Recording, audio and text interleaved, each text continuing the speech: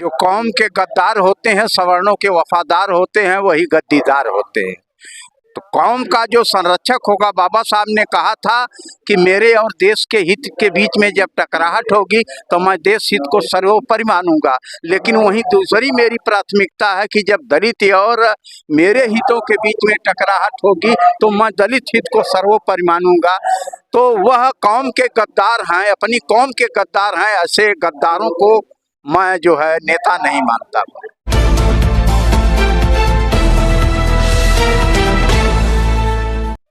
जी, आप अपना पूरा परिचय दीजिए। हाँ, क्या नाम है आपका? लालचंद राम नाम है। आज के दिन जो है संविधान निर्माता डॉक्टर भीमराव अम्बेडकर जी को याद किया जा रहा है, उनके मिशन को याद किया जा रहा है। बहुत ऐतिहासिक दिन है, तो क्या कहना है? आज सबसे पहले तो मैं डॉक्टर बी.आर. अम्बेडकर की जयंती पर सभी देशवासियों को हार्दिक बधाई और मंगल कामना करता हूँ। साथ ही साथ उनके द्वारा जो संविधान बनाया गया है और जो लोकतंत्र की स्थापना की गई है वह खतरे में है। आज तमाम मीडिया के माध्यमों से यह बात आती है कि संविधान को, भारतीय संविधान जो स्वतंत्रता, समता, बंधुत्व पर आधारित है, उस संविधान को बदल करके मनुस्मृति लागू करने की बात की जा रही है। और संविधान में जो भी प्राविधान है वह धीरे धीरे एक तरीके से समाप्त कर दिया जा रहा है। जैसे आरक्षण है, आरक्षण को समाप्त किया जा रहा है। शिक्षा जो है इतनी महंगी कर दी जा रही है कि जो गरीब और मध्यम वर्ग के बच्चे हैं वह ऊंची शिक्षा प्राप्त न कर सकें। और निजीकरण की तरफ जो है बढ़ावा, बेरोजगारी जो है 45 वर्ग में सबसे निचले स्तर पर आ गई है। आज नौजवान पढ़ लिख करके बेकार है। और लोकतंत्र जो है, लोकतंत्र नाम की चीज रही नहीं गई है जैसे। और दूसरी चीज जो बाबा साहब ने बताया था कि लोकतंत्र के लिए जो है पूंजीवाद और ब्राह्मणवाद, दो चीजें जो है सबसे बड़ा खतरा है। तो पूंजीवाद के बारे में आप जानते होंगे कि इलेक्टोरल बॉन्ड जो है, जिसके माध्यम से पूंजीपति जो है वह पैसा देता है और उसके एवज में जो है सरकार से सुविधा लेता है। यह चोरी जो है दुनिया का सबसे बड़ा घोटाला है। तो आज के दिन तो हम लोग यह चाहते हैं कि संविधान बचे, लोकतंत्र स्थापित हो और किसी भी तरीके से यहाँ पर मनु की व्यवस्था लागू न हो, जिससे 85% के लोगों को पुनः जो है सामाजिक रूप से, आर्थिक रूप से, राजनैतिक रूप से, धार्मिक रूप से उनको गुलाम बनाया जा सके।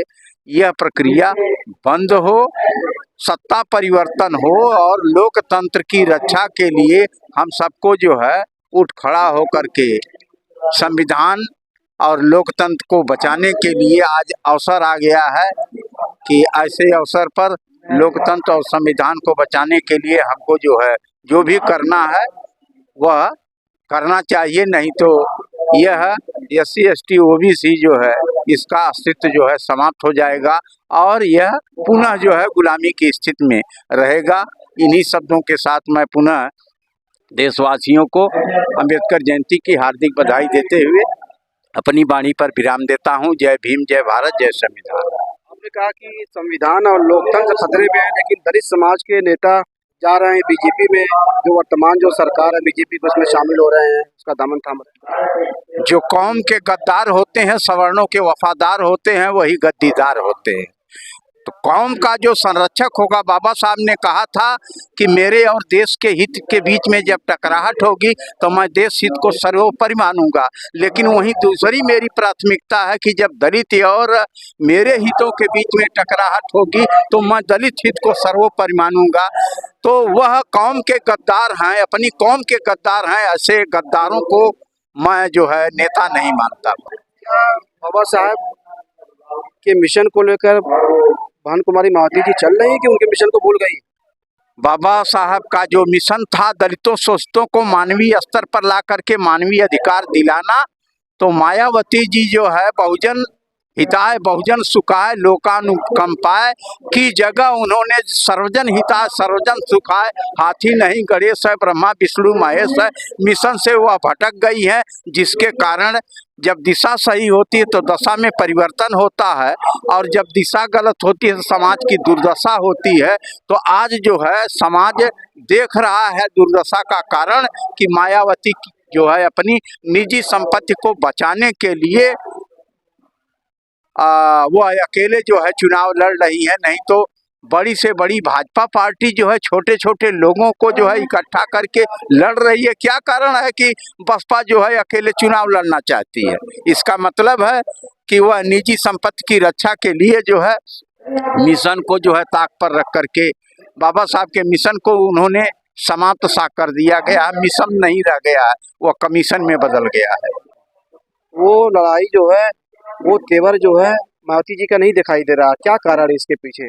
इसका कारण यह है कि जब दोस्त और दुश्मन की पहचान नहीं होती, दोस्त और दुश्मन से समझौता हो जाता है तो लड़ाई का विराम हो जाता है।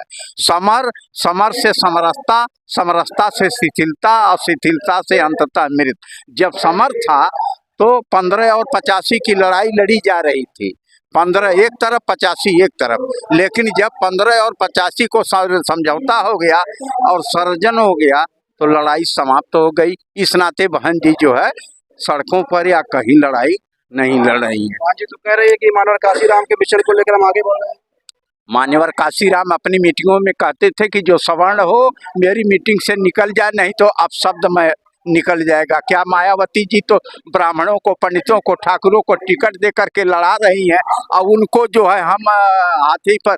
मान्यवर काशीराम कहते थे कि आर्य जो है मध्येशिया से घोड़े पर चढ़ करके आए, मैं उनको गधे पर बैठा करके मध्येशिया भेज दूंगा, और बहन मायावती जी हाथी पर बैठा के लखनऊ और दिल्ली भेज रही है।